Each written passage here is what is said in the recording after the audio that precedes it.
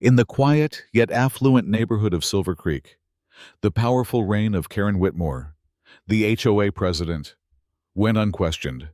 With her perfect facade and iron-fisted control, she ruled over every resident, ensuring conformity and obedience.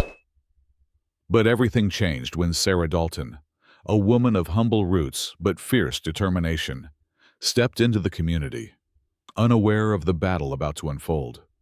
Sarah's presence would challenge everything Karen had built. A challenge to power, integrity, and the very heart of Silver Creek itself. What happens when a woman who's fought silent battles takes a stand? Let's find out. In the elite neighborhood of Silver Creek, nestled among mansions and impeccably manicured lawns, Karen Whitmore reigned supreme as the HOA president. To the outside world, Karen was the epitome of grace and control. She stood tall with her perfectly pressed outfits, always poised and confident. Under her leadership, Silver Creek thrived. But the price of that success was steep. The residents were constantly held to the highest of standards. And Karen's iron grip on the neighborhood made sure that everyone towed the line. What she said went. She maintained her power through manipulation, fear, and a network of loyal followers who kept everything in check.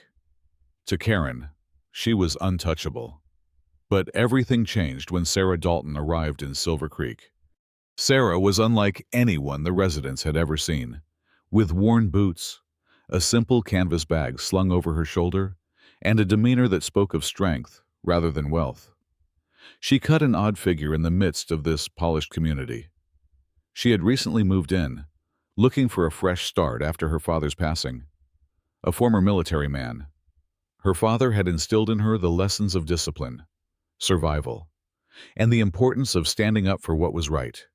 Sarah wasn't here to make friends. She was here to live her life on her own terms. Her first encounter with Karen was as charged as it was uncomfortable.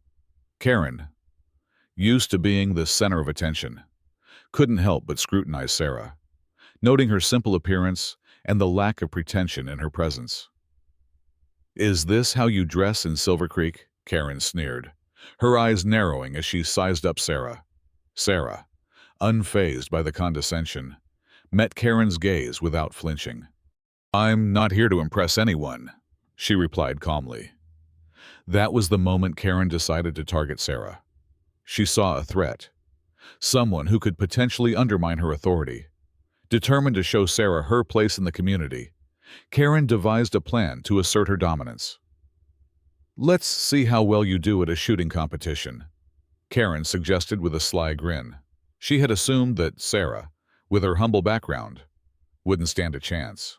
Sarah, knowing that she had been trained by her father in the art of marksmanship, agreed without hesitation. She wasn't one to back down from a challenge, especially when it came to defending her honor. On the day of the competition, a crowd of Silver Creek residents gathered at the local shooting range, eagerly anticipating the showdown. Karen, confident in her superiority, strutted to the firing line with the finest weapons, handpicked to ensure she had the upper hand. Meanwhile, Sarah stepped forward with a calm determination, her father's old Glock in hand, the weight of the gun feeling like a reminder of the lessons he had imparted to her. The competition began, and Karen went first. She fired quickly, but recklessly, hitting targets, but her form was sloppy, her shots taken more out of arrogance than skill. Sarah's turn came next. With deliberate precision, she aimed at the first target and fired. The bullet struck dead center. A murmur of surprise rippled through the crowd. Karen's confident smile faltered.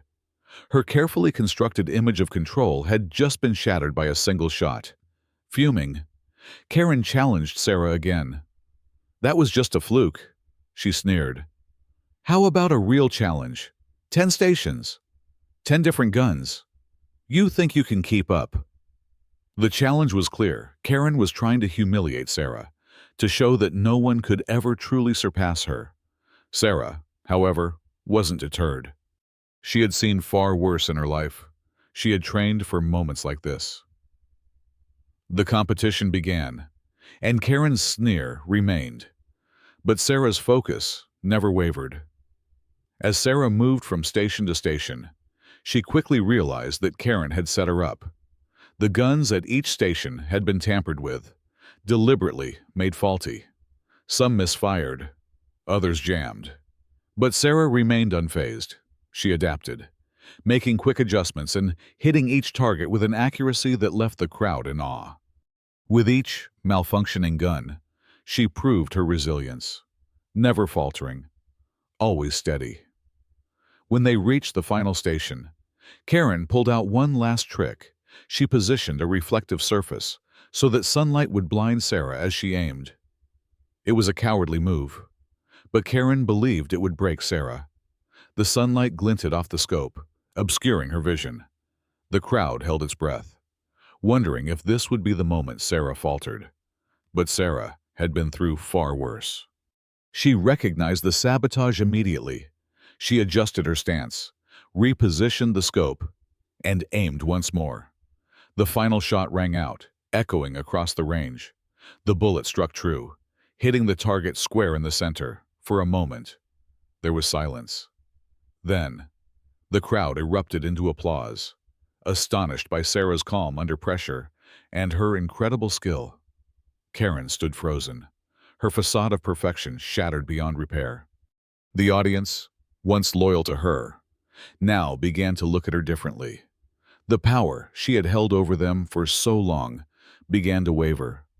But the story didn't end there. As the crowd cheered, Rebecca Johnson, the club's general manager, stepped forward with a grim expression. She had footage of Karen's earlier manipulations, the underhanded tactics Karen had used to control the HOA and undermine anyone who challenged her. Rebecca had seen enough, and she wasn't going to stand by any longer. In front of the stunned crowd, Rebecca revealed the evidence, exposing Karen's fraudulent actions and manipulations. The community that had once revered her now saw Karen for who she truly was, a woman who had used her position of power to dominate others, driven by insecurity and fear. Her supporters began to question everything she had done, and the HOA board quickly voted to remove her from office. Karen's empire, built on lies and intimidation, crumbled in an instant.